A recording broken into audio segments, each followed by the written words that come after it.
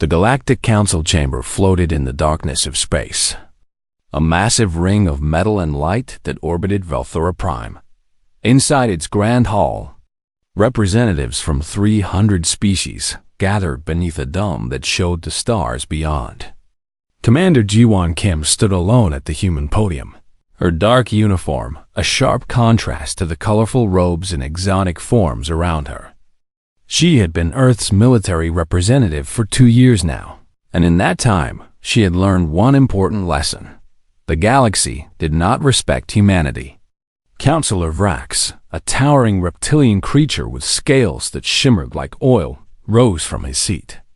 His voice echoed through the chamber with barely concealed contempt. The human requests our attention once more. Very well, Commander Kim. State your concern, though I suspect we all know what you will say. Ji-won kept her face calm, though anger burned in her chest. The Dravik Empire has declared their intention to invade Earth. Their fleet is gathering at the edge of our solar system. We request immediate council intervention and sanctions against this unprovoked act of aggression. Laughter rippled through the chamber. Not cruel laughter exactly, but the kind of amusement adults show when a child says something naive. Vrax clicked his claws together, a gesture Ji-won had learned meant dismissal. The Dravik Empire is a sovereign power with the right to expand. Your world has been evaluated and found lacking in defensive capabilities. Perhaps you should consider their offer of client status. Many species thrive under Dravik protection. Protection? Ji-won's voice remained steady, but her hands gripped the podium edge. You mean slavery. The Dravik don't protect, they conquer. They've destroyed a dozen civilizations in the past century alone. Another counselor, this one resembling a floating cluster of crystals, chimed in with a voice like wind through caves. Destroyed is such a harsh word. Integrated, perhaps absorbed. The Dravik bring order to chaos, structure to primitive societies. Your species has only been part of this council for 15 years. You cannot expect to understand the complexities of galactic politics. Ji-won looked around the chamber, searching for allies. Ambassador Haijin Lee sat in the diplomatic section, her face carefully neutral, but her eyes showed frustration. They both knew how this would end. They had prepared for it, argued about it, lost sleep over it.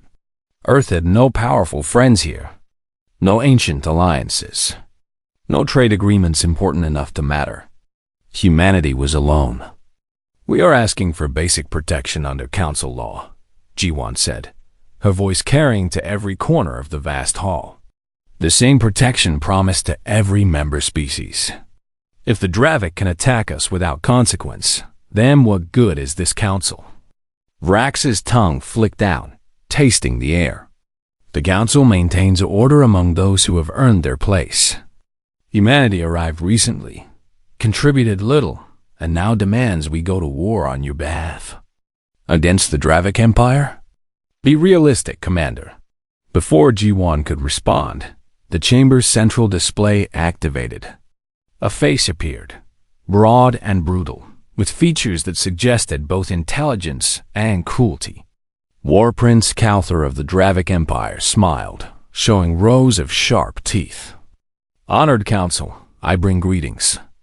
I also bring notice of territorial expansion. The Sol system and its primitive inhabitants will be incorporated into the Dravik Empire within the next solar cycle. We extend one mercy to the humans. Surrender now, accept client status, and your deaths will be minimal. Resist, and we will crush every city, every colony, every ship until nothing remains but the memory of your foolishness. The transmission ended. Silence filled the chamber for exactly 3 seconds before the debate began. But Ji-won noticed immediately that the debate was not about helping Earth. It was about what would happen after Earth fell. Which species would claim human colonies on Mars? Who would take control of Jupiter's mining operations? How should Earth's technology be distributed among the victors? They were already dividing up her homeworld like scavengers around a corpse. Ambassador Haijin Li stood, her diplomatic training evident in every careful movement. Esteemed counselors, I formally request emergency sanctions against the Dravic Empire and immediate defensive support for Earth. We are a council member in good standing. We have broken no laws. We deserve protection. Vrax didn't even look at her. A vote will be held. All in favor of military intervention on behalf of Earth? 3 hands raised. 3 out of 300 representatives. All in favor of maintaining council neutrality? A forest of limbs, tentacles, and appendages filled the air. Jiwan felt something cold settle in her stomach. Not fear exactly. She had been a soldier too long for simple fear. This was something else. Certainty, perhaps. The certainty that Earth would stand alone. That every warning humanity had received about the dangers of the galaxy was coming true. That the only people who would fight for Earth were humans themselves. She thought about Captain Daeyoung Park, who commanded the battlecruiser Indomitable somewhere in Earth's outer defensive perimeter. She thought about the thousands of ships, the millions of soldiers, the careful preparations that had been made since humanity first learned they were not alone. Everyone had called them paranoid, wasteful, foolish for building weapons instead of culture, armies instead of art. Now she understood that humanity's paranoia had been wisdom all along. Haijin caught Jiwan's eye across the chamber. The ambassador's face showed resignation, but also something else. A slight nod. A signal they had agreed upon weeks ago, when they first suspected this moment would come. Jiwan activated her communicator, speaking in Korean to ensure privacy. Alert Earth Command. The Council has abandoned us. Initiate Protocol 7. Protocol 7. Total war preparation. Every defense satellite armed. Every ship recalled to defensive positions. Every soldier, every pilot, every Marine put on combat-ready status. Earth would not surrender. Earth would not bow. And if the Dravic wanted humanity's home world, they would have to take it from the cold, dead hands of every human alive. The council chamber continued its debate. Counselors arguing over the distribution of human assets. Vrax made a comment about human artistic works, fetching good prices in certain markets. Others laughed. Jiwan walked out of the chamber without asking permission. Let them laugh. Let them plan. Let them treat Earth like a prize already won. In her experience, the most dangerous mistake any enemy could make was underestimating their opponent. And the galaxy was about to learn that humanity had been underestimated for the last time. Far from the council chamber, in the darkness between stars, War Prince Calther reviewed his fleet. 300 warships, the pride of the Dravic Empire. Vessels that had conquered worlds, broken civilizations, and brought entire sectors to heel. His warriors were eager. This would be an easy victory. Humans had barely mastered faster-than-light travel. Their weapons were primitive. Their tactics simple.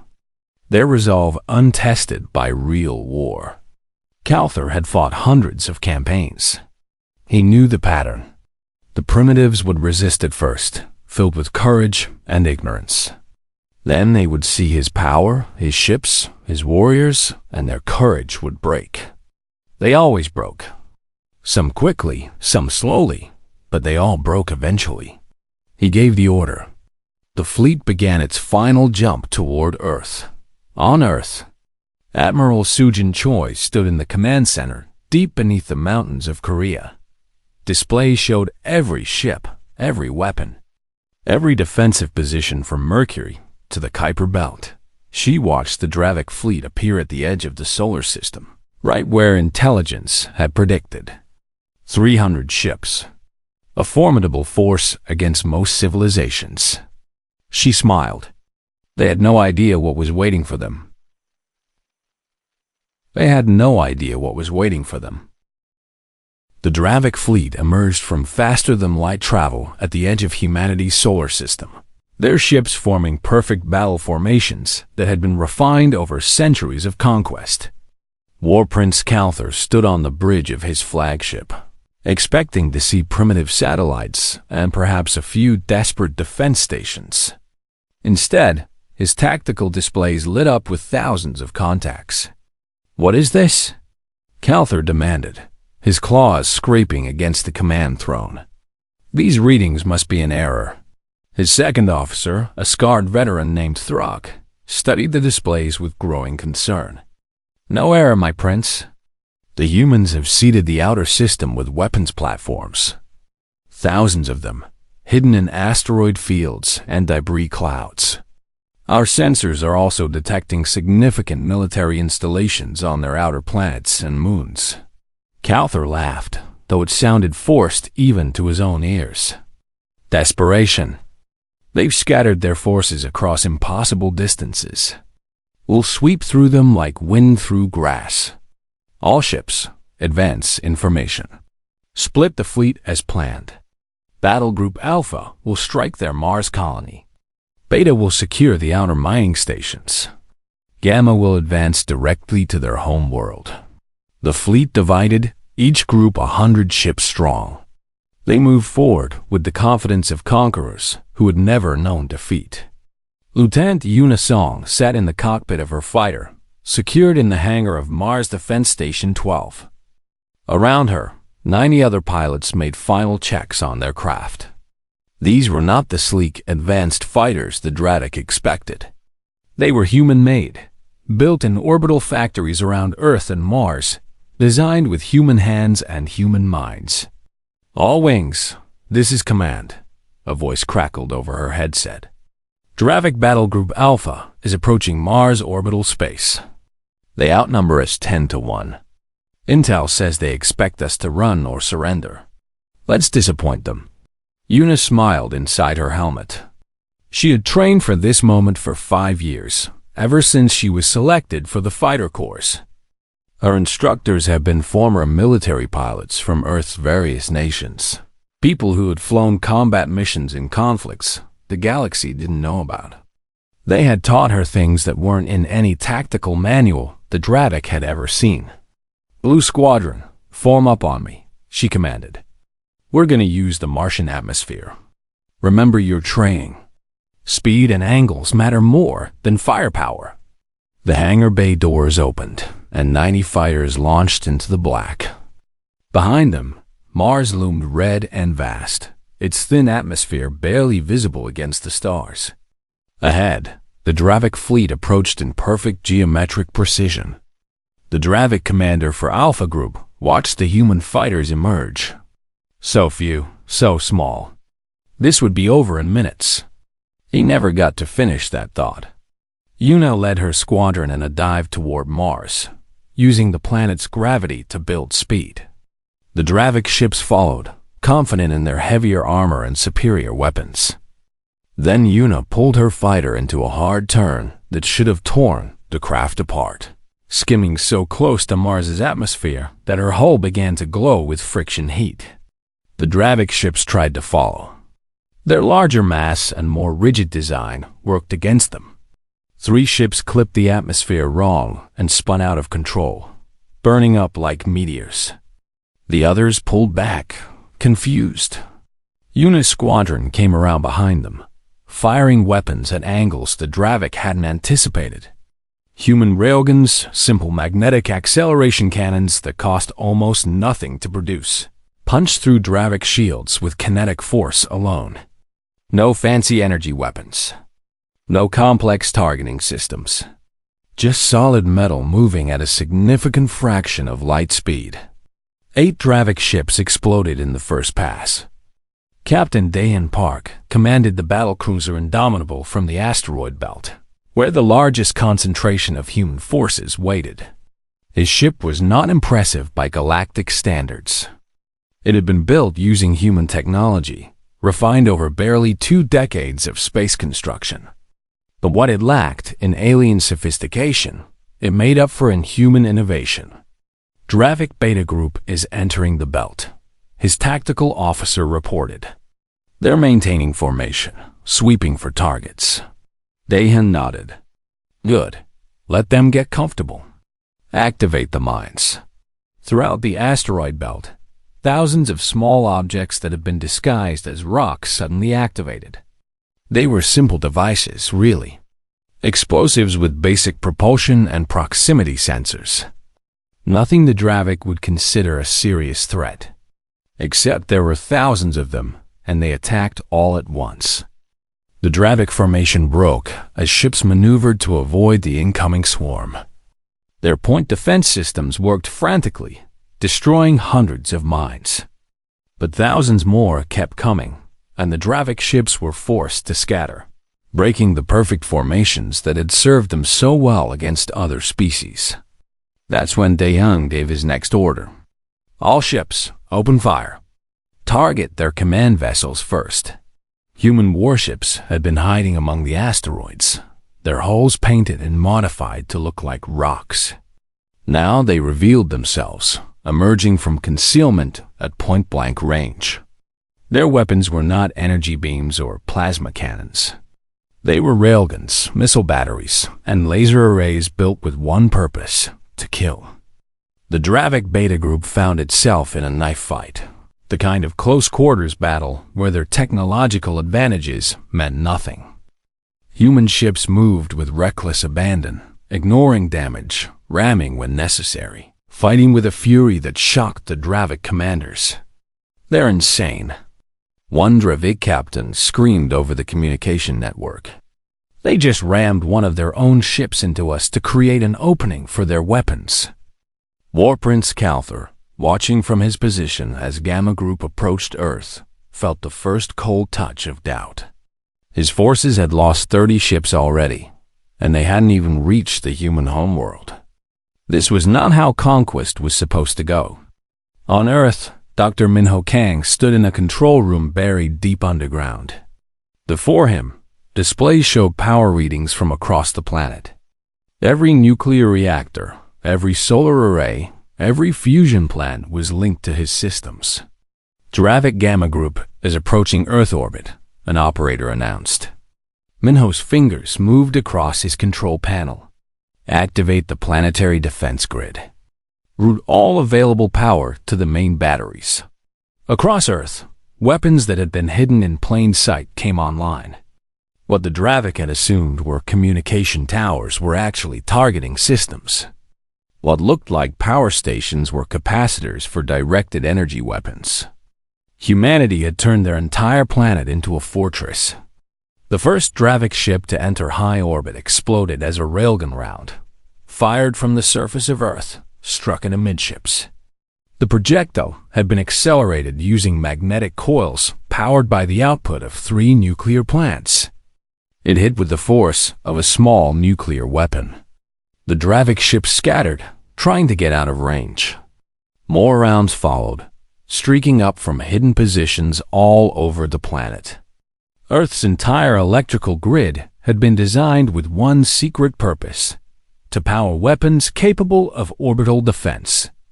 Calthor watched his carefully planned invasion crumble. In 6 hours of combat, he had lost 40 ships. The humans should have been crushed by now. They should have been begging for mercy. Instead, they were winning. Back at the Galactic Council, emergency sessions had been called. Live feeds from the battle showed images that should have been impossible. Human fighters dancing through Dravik formations. Human warships ramming vessels twice their size. A human planet shooting down attackers from its own surface. Council of Rax watched in silence, his earlier confidence shaken. Next to him, other counselors whispered in languages from across the galaxy, but the message was the same in every tongue. This was not supposed to happen. Commander Ji-Won Kim sat in the observer section, watching the same feeds. Her face showed no emotion, but inside she felt a fierce pride. Earth was not just defending itself. Earth was proving that humanity belonged in this galaxy. Not as subjects, not as clients, as equals. War Prince Calthor made his decision. He would commit his elite forces, his best warriors, his most powerful ships. He would show these humans what true power looked like. He would break them, no matter the cost. He had no idea that the humans had been holding back, testing Dravic tactics, learning their patterns. The real battle was about to begin. War Prince Calthor's pride would not allow retreat. He had conquered 40 worlds, broken 100 civilizations, and earned his title through blood and victory. He would not be defeated by primitives who had barely left their own solar system. He made the decision that would doom his invasion. He ordered a ground assault on Earth itself. "We will show them what true warriors are," Calthor declared to his commanders. "Their ships may be more dangerous than expected, but no species can match Dravic soldiers in ground combat. We will land our armies in their major cities. When they see their homes burning, their resolve will break." His intelligence officers had identified landing zones based on human population density and strategic value. Large cities on every continent, military bases, industrial centers. The Dravic would strike everywhere at once, overwhelming human defenses through sheer numbers.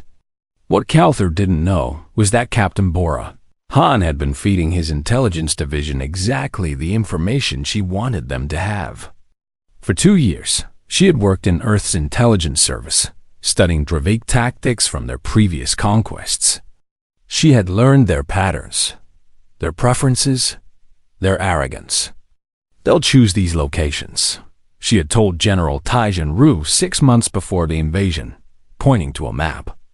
"Urban centers where they think the fighting will be quick. They always choose cities because they believe it breaks civilian morale faster." General Ru had smiled. "Then we'll be waiting." The Dravic dropships descended through Earth's atmosphere, their shields glowing from friction. Inside each vessel, 50 warriors prepared for battle. These were not just soldiers. They were the Dravic elite, bred for combat.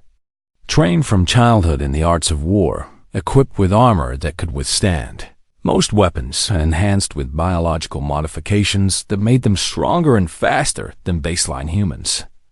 They expected terrified civilians and desperate military resistance. They expected to win quickly. The first dropship landed in what had been identified as a major city in Korea. The warriors emerged, weapons ready, scanning for targets. The streets were empty. Buildings showed no signs of life. For a moment, confusion rippled through the Dravic ranks. Then the world exploded around them. The empty buildings were not abandoned. They were filled with human soldiers who had been waiting in prepared positions. The Dravic had walked into a kill zone designed by people who had spent 10,000 years perfecting the art of urban warfare. Gunfire erupted from windows, rooftops, basements, and hidden bunkers. Human weapons, simple chemical propellant firearms that the galaxy considered primitive, proved devastatingly effective at close range. Dravic armor could withstand energy weapons, but it had never been designed to stop hundreds of high-velocity metal bullets coming from every direction. The Dravic warriors tried to form defensive positions, but the humans didn't fight fair. Snipers took down officers. Hidden explosives detonated on their vehicle columns. Entire buildings collapsed on top of Dravic formations. The humans used every dirty trick, every underhanded tactic, every lesson learned from centuries of human-on-human combat. General Taijin Ru watched from his command center, coordinating defensive operations across the planet. His Marines had trained for this. Not trained to fight aliens specifically, but trained to fight. Period. They knew how to use terrain, how to create ambushes, how to turn every street into a death trap. "Sir, Dravic forces in Sector 7 are requesting orbital support," an officer reported. "They're pinned down and taking heavy casualties." Ru nodded. "Let them call. Their ships are too busy with our orbital defenses to provide close air support. These soldiers are on their own." In the forests of North America, Dravevic warriors discovered another unpleasant surprise.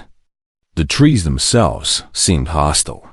Human soldiers appeared from nowhere, fired, and disappeared again. Traps that seemed simple killed dozens. The Dravevic tried to burn the forests, but human forces had prepared fire breaks and used the smoke to their advantage.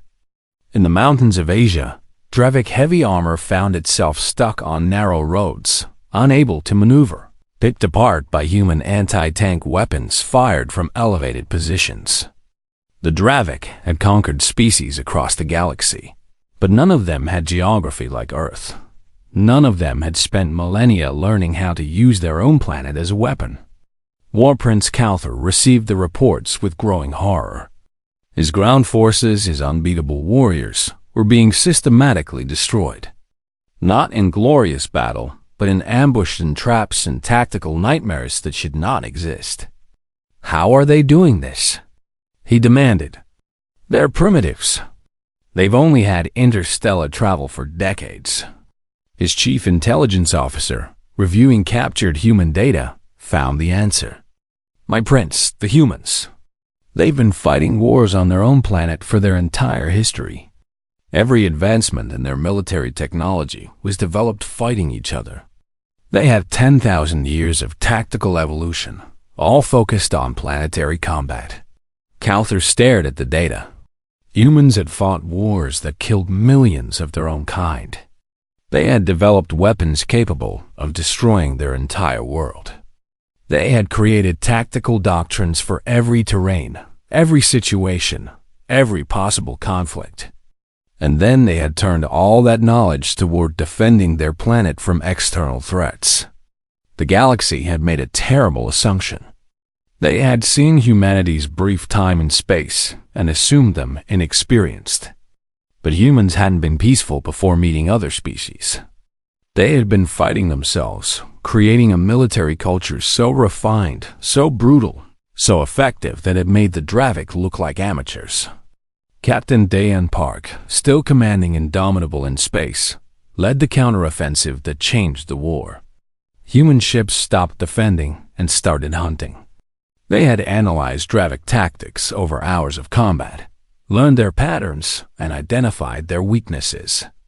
Engineered Junho Shin's shield technology, based on principles most alien species had deemed impossible, proved to be the key advantage. The shields didn't just absorb energy. They redirected it. Dravevic weapons actually made human shields stronger. The harder the Dravevic attacked, the more protected human ships became. Human vessels moved through space like sharks, cutting off Dravevic supply lines, isolating formations, and destroying ships one by one. The Dravevic tried to adapt, but human tactics kept changing. Just when the Dravevic thought they understood the pattern, humans would switch to something completely different. They fight without honor, one Dravevic commander complained. They use deception and trickery. They fight to win, another replied grimly. And they're succeeding. On Earth, the ground war turned into a rout. Dravevic soldiers, trapped in hostile terrain with no air support and surrounded by an enemy that refused to fight fairly, began surrendering. Entire battalions laid down their weapons rather than face more ambushes in cities where every building might hide human soldiers. Admiral Sujin Choi addressed the planet from her command center, her message broadcast to all human forces. We've broken their initial assault. Now we show them that attacking Earth was the worst mistake they ever made. All units, begin Phase 2 operations. Phase 2 was not just defense. It was revenge. Human special forces, the ones who had trained in the harshest environments on Earth, launched raids against Dravevic positions. They didn't try to hold territory. They struck, inflicted maximum damage, and vanished. They used psychological warfare, broadcasting messages in the Dravevic language that described in detail how badly their invasion was failing. The Dravevic warriors, bred to believe in their own superiority, found their confidence shattered. They were losing to a species they had been told was primitive. Their weapons, their training, their proud military tradition meant nothing against humans who fought with a creativity and ruthlessness born from endless practice. War Prince Calthor watched his invasion collapse. In 3 days of ground combat, he had lost over half his landed forces. In space, his fleet was down to less than 200 ships, and those were being hunted by human vessels that seemed to appear from nowhere. He sent an emergency message to the Galactic Council, requesting immediate ceasefire negotiations. The response came not from the Council, but from Admiral Sujin Choi. Her face appeared on every Dravik ship's communication system, her expression cold and hard. "You came to our home, War Prince. You threatened our families. You intended to enslave or kill every human alive. Now you ask for mercy?" She paused, letting her words sink in. "You'll receive the same mercy you plan to show us. None." The human counteroffensive intensified. Dravik ships trying to flee found their jump drives disabled by human electronic warfare. Those trying to fight found themselves outmaneuvered and outgunned. Those trying to surrender found humans willing to accept, but only on the terms of complete disarmament. At the Galactic Council, representatives watched in stunned silence as the impossible happened. The Dravik Empire, one of the most powerful military forces in the galaxy, was being defeated by a species that most counselors couldn't even locate on a star map a month ago. Counselor Vrax sat very still, his earlier contempt for humanity replaced by something else. Fear, perhaps. Or respect. Or both. The war should have ended with the defeat of the Dravik invasion fleet at Earth. Most species would have accepted victory and negotiated peace. The Galactic Council certainly expected humanity to declare triumph and demand reparations. Humanity had other plans. Commander Jiho Nam stood on the bridge of the stealth ship Shadow, deep in Dravik-controlled space, hundreds of light years from Earth. Around him, his special operations team prepared for their mission. These were not regular military. These were humans who specialized in what Earth's history called asymmetric warfare. People who understood that you didn't need the biggest army to win. You just needed to make your enemy's advantages worthless. Target planet is Velker 3, Jiho announced, studying the tactical display. Population of 60 million. Conquered by the Dravik 30 years ago. Intelligence indicates the local population has attempted rebellion 4 times, all crushed. They're ready to fight again. They just need weapons and training.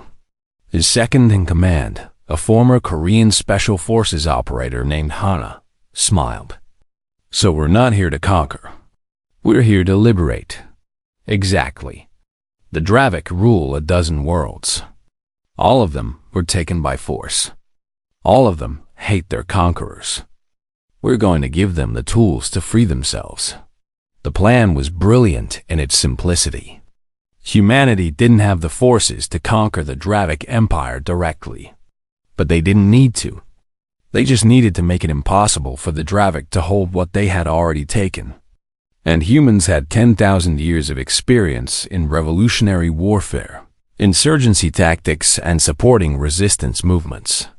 Shadow descended to Velker 3 under cloak, landing in a remote region away from Dravik military installations. Local resistance leaders, who had been contacted through covert channels, met them with a mixture of hope and suspicion. "You're the humans?" one of the local leaders asked, studying Jiho's group. "We heard rumors that you defeated the Dravik fleet sent to conquer your world. We thought it was propaganda." Jiho opened the cargo container, revealing weapons, communication equipment, and training materials. "It's not propaganda. We broke their invasion. Now we're going to help you break their occupation. We're not here to conquer. We're not here to rule you. We're here to teach you how to fight back." Over the next weeks, human special forces teams appeared on every world the Dravik had conquered.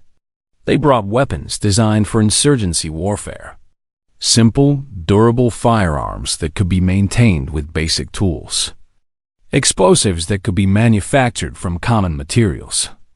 Communication systems that couldn't be easily jammed. But more importantly, they brought knowledge.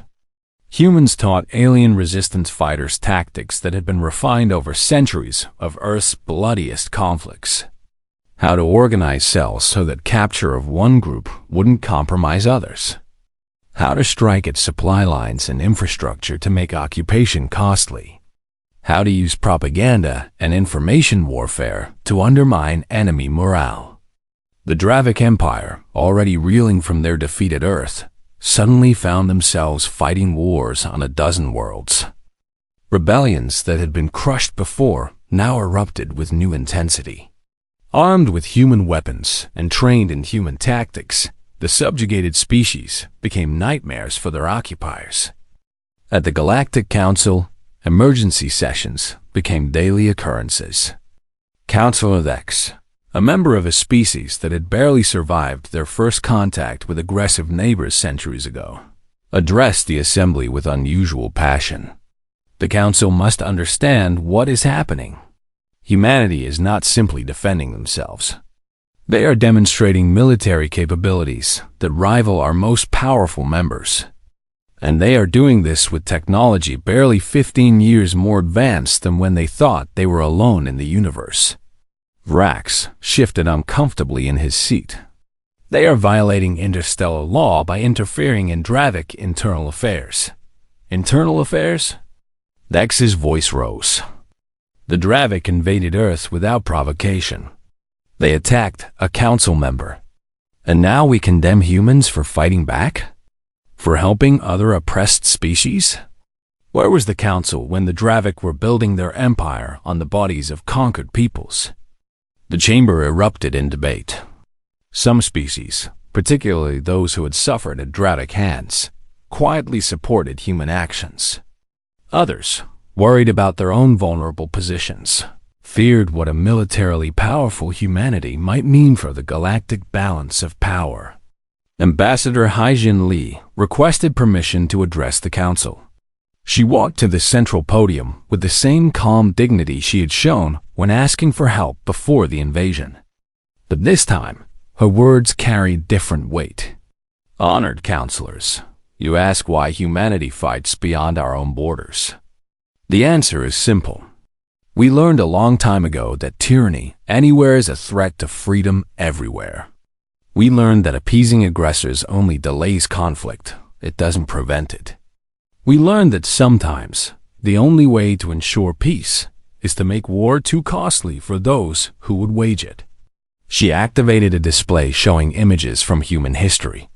Conflicts that had killed millions. Weapons that could destroy cities. Wars that had lasted generations.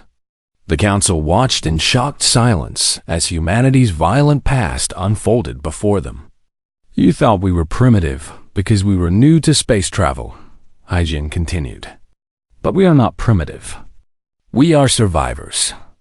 Every human alive is descended from people who survived the most brutal conflicts imaginable. We developed atomic weapons, biological warfare, psychological operations, and tactical doctrines that you cannot find in your histories because we created them fighting ourselves. She paused, letting the images sink in. We turned away from that darkness. We chose to unite our world, to reach for the stars, to seek peace. But we never forgot the lessons. When the Dravic came to enslave us, they discovered that humanity knows war intimately. We understand it in ways that species who conquered primitive worlds cannot. And now we're ensuring that no one ever makes the mistake of attacking Earth again. The council chamber was silent. For the first time, the galaxy's elder species truly understood what they were dealing with. Humanity was not a minor species to be dismissed or exploited. They were a species forged in fire, tempered by conflict, and absolutely unwilling to bow. President Soman Park, leader of Earth's united government, made a live broadcast to the entire galaxy. Her message was translated into 300 languages and transmitted, across the communication networks that connected civilized space. People of the galaxy, I speak to you today to offer peace. Not the peace of surrender, but the peace of mutual respect. The Dravik Empire attacked Earth believing we were weak. They were wrong, but we do not seek to build an empire on their ruins. We offer the Dravik and all species a simple choice: treat us as equals or face the consequences. She outlined humanity's terms. The Dravik military would be reduced and reformed. All conquered species would be granted immediate independence. Reparations would be paid to those harmed by Dravik aggression. And most importantly, the Dravik would accept permanent monitoring to ensure they never again launched wars of conquest. These terms are generous, someone said, her voice firm. More generous than the Dravik showed to their victims. More generous than they deserve. But we offer them because humanity believes in justice, not revenge. We want peace, but we will never again be threatened. Any species that attacks Earth, or any of our allies, will face the same fate as the Dravik invasion fleet. War Prince Calthur. His fleet reduced to less than 50 ships, and his ground forces scattered across Earth as prisoners of war, faced the choice between pride and survival. His advisors urged surrender. His warriors, broken and defeated, had no will to continue fighting. He stood in his damaged flagship, looking at the tactical displays showing human ships surrounding his position. They could destroy him at any moment. The fact that they hadn't was almost more frightening than if they had simply attacked. It meant they were confident. It meant they were in control. Calthur recorded his message of surrender, each word like poison on his tongue. The mighty Dravik Empire, conqueror of worlds, brought low by a species that had been dismissed as primitive. The Galactic Council convened to discuss the new reality. Councilor Myong, the first human appointed to the Security Committee, presented proposals for protecting younger species from predatory empires. The elder species, humbled by how catastrophically wrong they had been about humanity, found themselves unable to object. Dr. Yoonji Lim, a human xenanthropologist, presented her research to a packed lecture hall on Velthra Prime. Scientists and diplomats from across the galaxy had come to hear her explain how they had so badly misunderstood humanity. You made assumptions based on our time and space, she explained, but you failed to consider our time on our own world. Earth is a harsh planet compared to many of yours. It has extreme climates, deadly predators, and limited resources. Humans evolved as persistence hunters, creatures that succeeded not through strength, but through refusal to give up. We chase our prey until it collapses from exhaustion. She showed data on human history. We compressed 10,000 years of warfare into our development. We fought wars that killed millions before we even had electricity. We created weapons that could end all life on our planet before we left our atmosphere. And we did all this fighting ourselves. Every tactical innovation, every strategic doctrine, the surrender ceremony took place aboard the human battlecruiser Indomitable. Hanging in orbit above Earth, War Prince Calthur, stripped of his titles and rank, stood before a delegation that represented not just humanity, but all the species his empire had conquered. Captain Daeyeon Park, who had commanded the ship through the entire campaign, watched as the former prince signed documents that effectively dismantled the Dravik Empire. You fought well, Calthur said quietly, his pride broken but his warriors' respect for worthy opponents still intact. I have conquered 40 worlds. None of them defeated me the way your people did. How did we not see this coming? Daeyeon considered the question. Because you looked at how long we've been in space, instead of asking what we'd done before we got here. You assumed weakness because we were new. But humans have never been weak. Just waiting. The Dravik Empire formally dissolved over the following months. The dozen worlds they had conquered declared independence. many of them with human military advisors helping to establish their defenses and train their forces. The Dravik homeworld, humbled and defeated, began the long process of rebuilding their society without conquest as its foundation. Fleet Admiral Hyunwoo Kwon stood on the observation deck of humanity's first deep space fleet headquarters, a massive station built in orbit around Mars. Below him, shipyards worked day and night, constructing vessels that combined human ingenuity with technologies shared by grateful allied species. The galaxy thought we were primitive, Hyunwoo said to his chief engineer. They're learning we were just careful. Now that we know what's out there, we're building the fleet we should have had from the beginning. Human ships, designed with the lessons learned from the Dravik War, began patrolling not just Earth space, but the territories of allied worlds. Species that had suffered under stronger neighbors suddenly found themselves protected by humanity's growing military presence. It wasn't occupation. It was defense. And the galaxy slowly began to understand the difference. At the Galactic Council, major reforms were underway. Councilor Myong, the first human on the Security Committee, had pushed through legislation that fundamentally changed how the Council operated.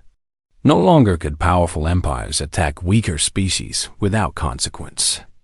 The Council established rapid response forces, intervention protocols, and protective measures that should have existed centuries ago.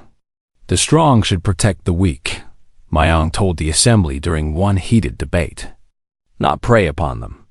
That's what separates civilization from barbarism. Earth learned this lesson through blood and suffering. Now we're making sure the galaxy learns it too. Not everyone was happy with humanity's rising influence. Some elder species grumbled about upstart newcomers changing traditions. Others worried that humanity would become the very thing they claimed to oppose, a dominant military power that imposed its will on others. Commander Ji-won Kim, now promoted to admiral and serving as Earth's chief military liaison to the Council, addressed these concerns directly. We don't want an empire. We've seen what empires do. Human history is filled with them, and they all eventually fell. What we want is a galaxy where species like ours don't have to face extinction because we couldn't defend ourselves. Where being new to space doesn't make you a target. She activated displays showing human military deployments. Yes, we're building fleets. Yes, we're establishing bases. But look at where they are. Every single one is protecting a species that asked for help. Every ship we deploy is defending someone who can't defend themselves yet. That's not conquest. That's responsibility. The Human Protection Doctrine, as it became known, was put to vote before the full council. Species that had suffered at the hands of aggressive neighbors voted overwhelmingly in favor. Even some elder species, recognizing that a stable galaxy benefited everyone, supported the measure.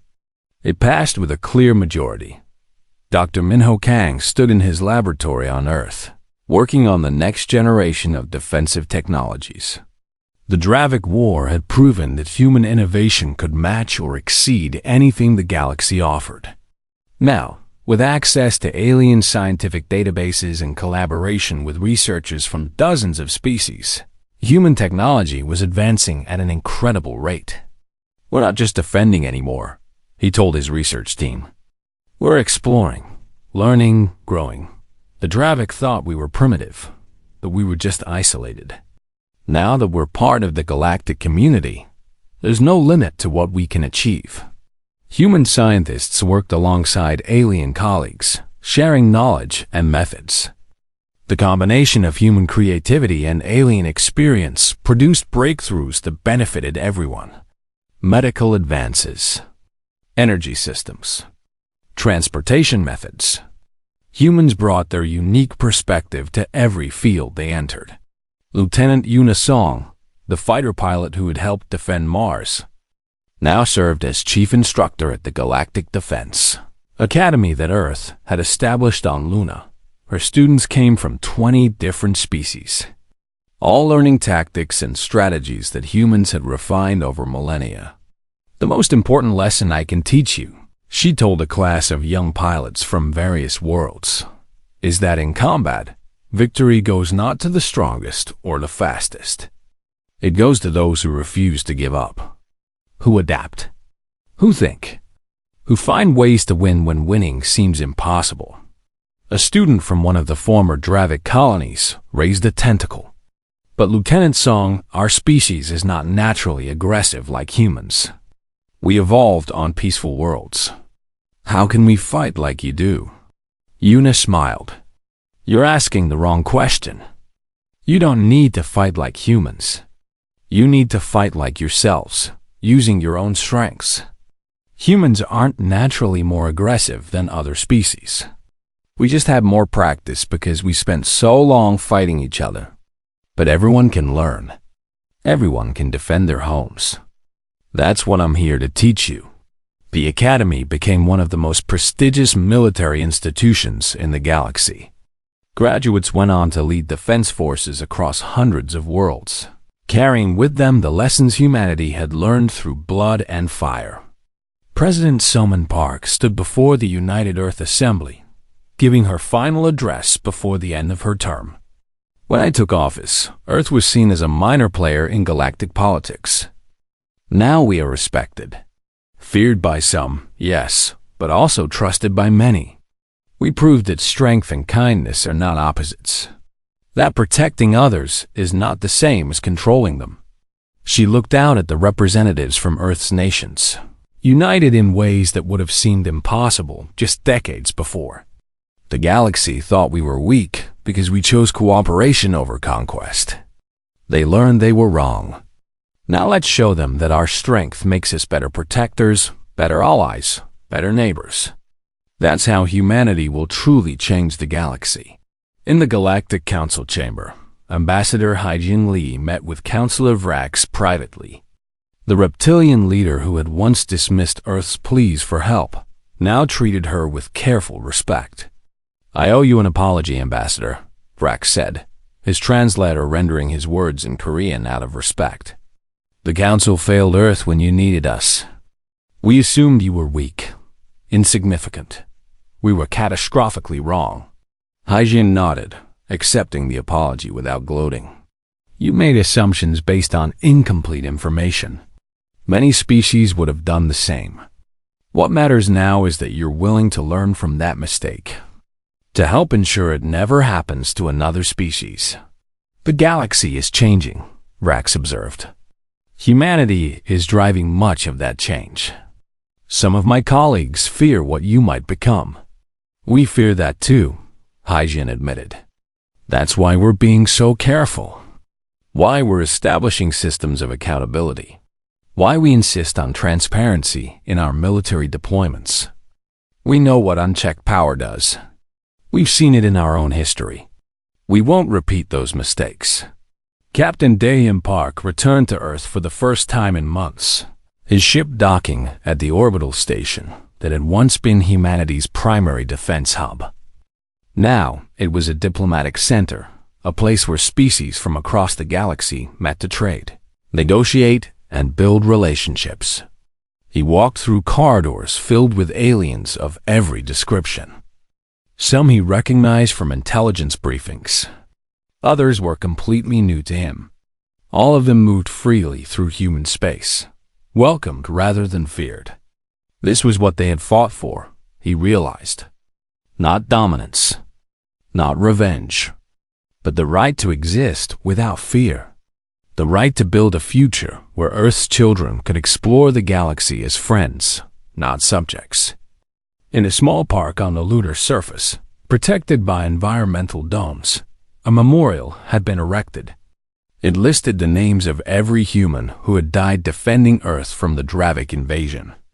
The list was shorter than it could have been, thanks to superior tactics and technology, but every name represented a life given to protect humanity's future. Tourists from across the galaxy visited the memorial. Many species sent representatives to pay their respects to the humans who had fought not just for their own world, but for the principle that every species had the right to defend itself. At the base of the memorial, words were inscribed in every language of Earth and 50 galactic tongues. They stood when others fell. They fought when others surrendered. They proved that strength comes not from conquest,